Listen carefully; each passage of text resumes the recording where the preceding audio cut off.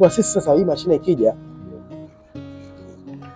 eneo ya kusambaza, yani tundu la kusambaza joto kwenye mashine ni dogo, yani ni moja dogo. Kwa hiyo tuongezee matundu. Kwa hapo lazima tuongezee matundu. Tundu la kwanza lazima utoboe hapa. Haya matundu yanaonekana kama hayana umuhimu, lakini yana umuhimu mkubwa vibaya mno. Sawa? Tundu la pili utatoboa hapa. Tunataka tutoboa hapa. Sisi itaonekana kama tunaharibu mashine.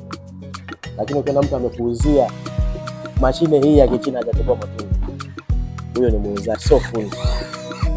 Sio fundi. Kwa sababu gani? Hizi mashine kila siku tunaangalia changamoto hii. Kwamba changamoto ya usambazaji wa joto hewa ndani ni mdogo.